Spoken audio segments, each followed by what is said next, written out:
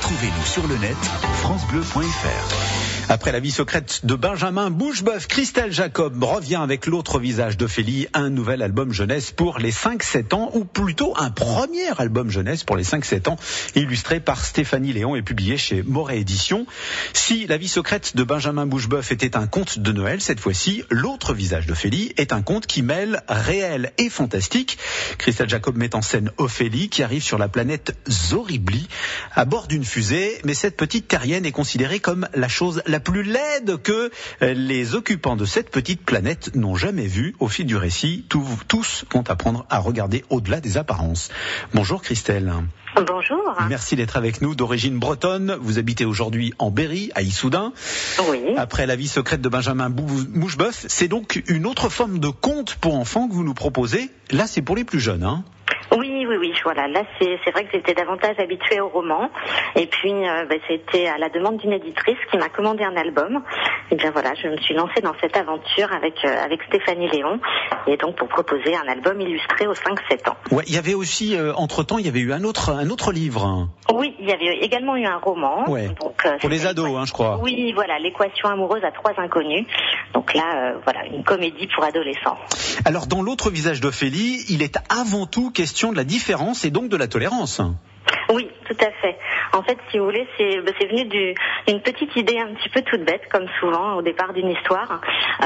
J'ai une petite fille de 6 ans et puis en attendant la sortie de l'école, je trouvais que souvent les enfants entre eux ne sont pas très gentils. En fait, il suffit d'une petite différence, un enfant qui porte des lunettes, un enfant un peu gros, des choses comme ça. Et ils ont un petit peu de mal à être gentils puis à accepter la différence des autres. Et c'est un petit peu ce que je voulais faire passer comme message dans ce livre. Et parce que, et vous le rappelez, dans ce petit livre, alors c'est pour les enfants, mais les parents pourraient en prendre de la graine, la beauté c'est avant tout subjectif.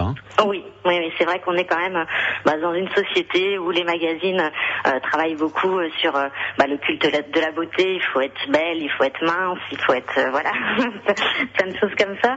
Et en fait, tout est relatif. En fait, on est beau par rapport à qui, par rapport à quoi. Voilà, c'est un petit peu ce thème que je voulais aborder. Alors, ce qui est très drôle, c'est demain c'est le 12-12-12. Oui. Il est aussi question de la fin du monde du 21 décembre 2012 dans votre livre. Oui, tout à fait. C'est vrai que là, c'est plus pour le clin d'œil, effectivement. Nous, l'action se situe en 2035, donc effectivement, la fin du monde n'a pas eu lieu comme prévu. Mais voilà. Mais par contre, c'est vrai que les terriens n'ont pas forcément pris grand soin de leur planète et voilà. Et Ophélie a dû quitter la Terre puisque ses parents ont voulu sauver la chose la plus précieuse qu'ils avaient et l'ont donc expédiée à bord d'une fusée sur la planète Zoribli. Eh oui, parce qu'il est aussi question d'écologie dans votre livre et de préservation de la planète. D'ailleurs, Ophélie, c'est une bonne petite écolo, Oui, c'est vrai. Je trouve que c'est important justement de commencer très tôt à parler aux enfants de ce genre de choses. Toujours pour en revenir à ma petite fille, puisque voilà, ce livre, je lui dédie un petit peu, puisque c'est le premier qu'elle peut lire. Elle regarde souvent une chaîne de télé où il y a un petit personnage qui leur parle beaucoup d'écologie, et moi je vois que ça rentre très très bien. Donc c'est elle qui nous dit attention, il faut pas gaspiller l'eau, faut pas gaspiller l'électricité, etc. Et moi je trouve ça très bien. Je pense que c'est eux qui vont faire la planète de demain, donc c'est important de leur faire passer ce genre de message des petits. Même si votre livre c'est pas pour donner des leçons, vous n'êtes pas là pour ça. Non, pas du tout. En plus, c'est vrai que voilà, après il y a des points de départ toujours dans le monde réel, et après je pars toujours dans un monde un peu imaginaire, féerique, fantastique. Donc c'est pas du tout pour donner des leçons, mais je fais passer des petits messages comme ça. Mais d'ailleurs, il y a une Ophélie qui sommeille en chacun de nous, Oui, j'espère. Non mais voilà, pour dire que c'est jamais perdu, il faut qu'on retrouve aussi notre âme d'enfant. Il faut toujours la garder. C'est vraiment le plus important. On est là dans un album illustré par une Bretonne, Stéphanie Léon. Vous n'avez pas trouvé d'illustratrice en Berry, non ? Il faut que vous alliez chasser sur vos terres de prédilection. Oui, écoutez, non. Décidément, les Bretons qui nous écoutent, Jérôme aussi d'ailleurs. Écoutez, je suis vraiment tombée amoureuse moi des illustrations de Stéphanie Léon, et j'ai vraiment voulu travailler avec avec elle et c'est vraiment été avec grand plaisir que je l'ai fait et j'espère travailler à nouveau avec cette illustratrice. Alors, vous serez en dédicace samedi et dimanche prochain au centre Leclerc d'Issoudun, c'est ça ? Oui, Parce qu'on parlait de dédicace, et puis le 19 décembre aussi, vous serez à Bourges. Oui, je serai au marché de Noël de Bourges sur le stand de Librérix. Alors, vous aimez beaucoup les dédicaces, j'ai l'impression. Oui. Ouais, Christelle, parce que vous avez un blog où vous mettez toutes vos rencontres aussi sur YouTube, pas sur YouTube, excusez-moi, sur Facebook. Vous mettez, voilà, j'ai rencontré, c'était génial, etc. C'est super. Vous aimez beaucoup ça, rencontrer les gens? Oui, voilà, j'aime beaucoup aller sur le terrain, parler avec les lecteurs, voilà, discuter, transmettre cette passion que j'ai pour l'écriture.